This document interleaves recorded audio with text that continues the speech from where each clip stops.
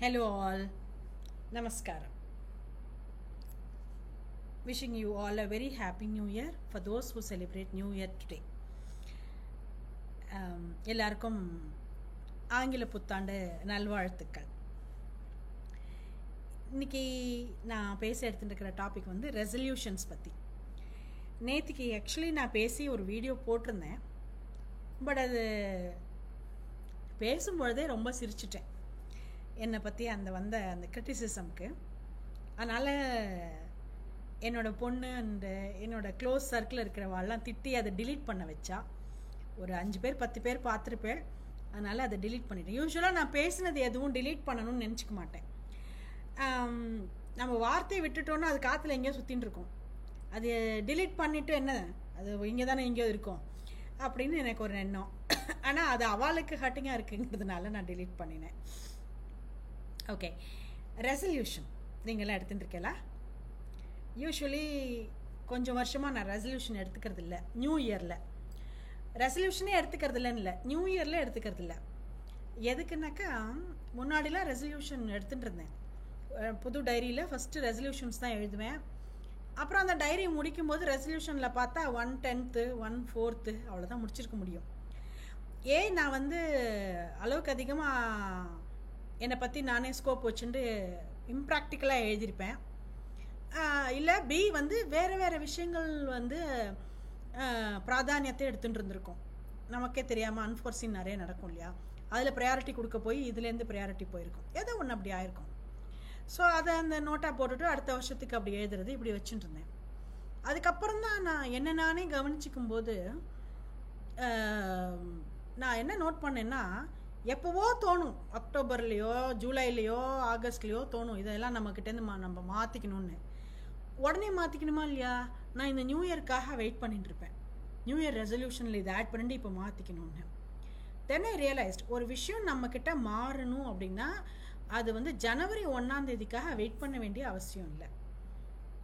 அது இப்போவே மாறணும், இந்த நிமிஷமே நம்மக்கிட்ட மாறணும் அது அப்படிங்கிறத நான் முடிவு எடுத்துட்டேன். அதனால் ரெசல்யூஷன்ஸ் ஃபார் ஜனவரி 1ங்கிறது நின்று போய் ரொம்ப வருஷம் ஆகுது. ஆனால் நேற்றுக்கு என்னோட பொண்ணு ரசிகா பேசுகிறச்சே she pointed out something which made me think that should be my resolution. இந்த வாட்டி என்னன்னா, எனக்கு எம்பத்தியே இல்லை யார் மேலேயும் அப்படின்ற மாதிரி அவள் சொன்னான். அப்படின்ற மாதிரி என்ன அதான் சொன்னான். எனக்கு வந்து சொல்லும் பொழுது ரொம்ப சிரிப்பு வந்துடுது. எம்பத்தின்னா இப்போ நான் 2 விஷயம் சொல்கிறேன். இந்த மாதிரி எம்பத்தி தான். எம்பத்திங்கிறது என்னோட டிக்ஷனரியில் நான் வந்து மனசில் பதிய வச்சுட்டுருக்கிறது.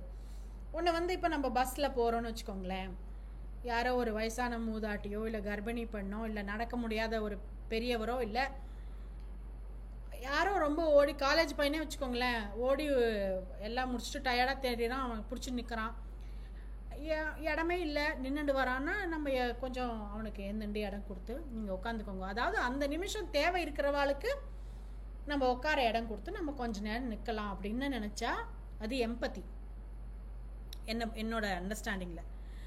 சிம்பத்தின்னா என்ன அப்படின்னா, ஐயோ பாவம் இந்த வயசுலேயும் இந்த வயசானவங்க அப்படி கூடை தூக்கின்னு வேலைக்கு போகிறா, பொண்ணு பிள்ளைலாம் வீட்டில் என்ன தான் பண்ணுறதோ இந்த காலத்தில் யாரையும் நம்ப முடியாது அப்படின்னு சொல்லுவா.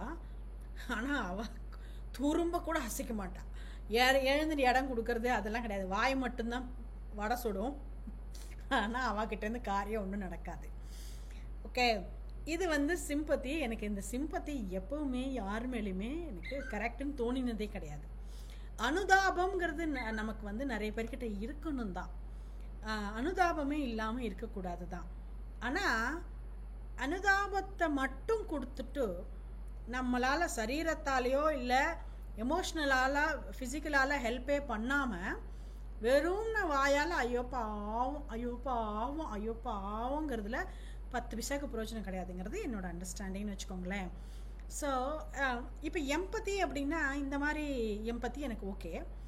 ஆனால் இப்போ ஒரு குழந்தை டெய்லியே ஹோம்ஒர்க் எழுதாது, ராத்திரி ஃபுல்லாக டிவி பார்க்கும், காலம்பரை லேட்டாக எழுந்திருக்கும், அப்படியே ஸ்கூலுக்கு வரும், ஏன் எழுதலைன்னா அப்படியே நிற்கும். இது கிட்ட நான் என்ன நினைப்பேன்னா, நான் எம்பத்திலாம் காமிக்கக்கூடாது, என்ன கஷ்டமோ அந்த குழந்தைக்கு.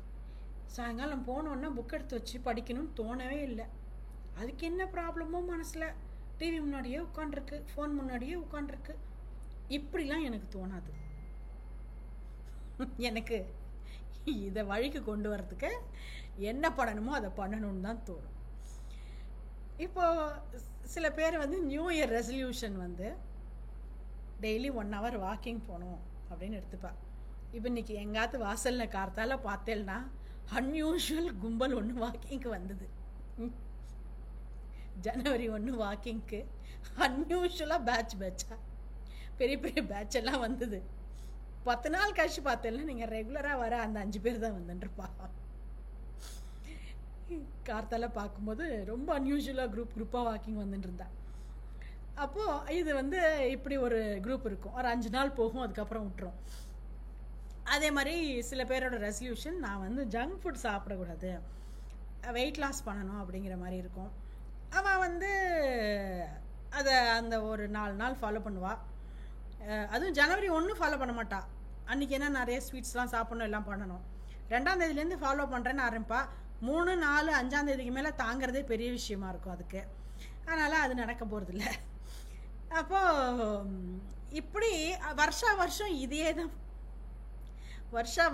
இதே தான் ரெசல்யூஷனாக எடுப்பா சில பேர் என்னோட சர்க்கிளில்.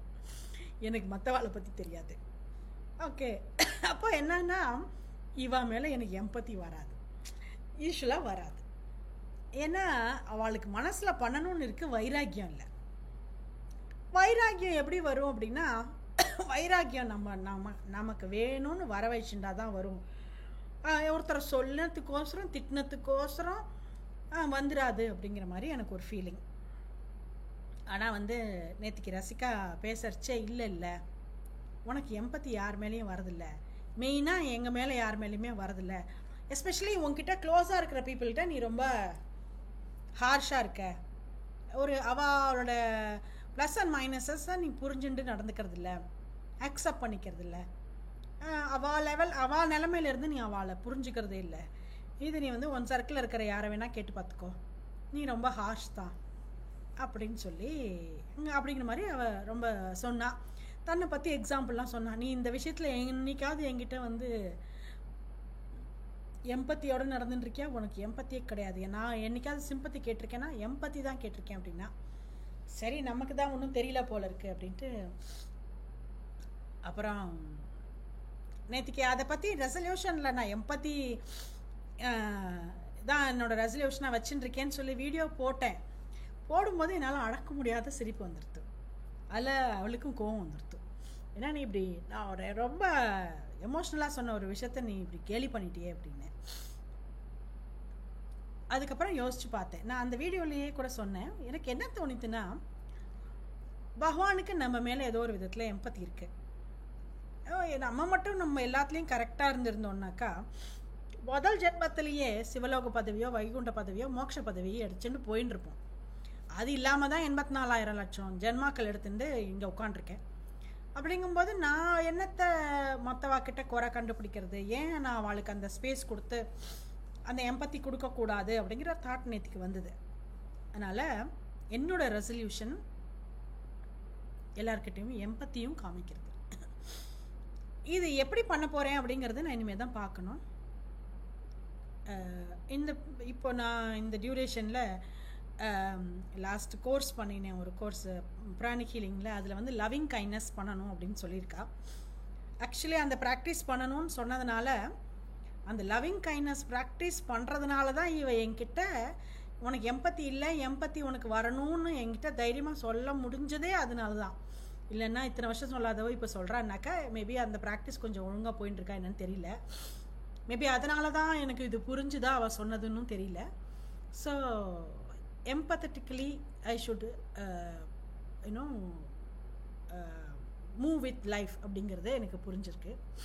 ஸோ என்னோடய ரெசல்யூஷன் அதான்.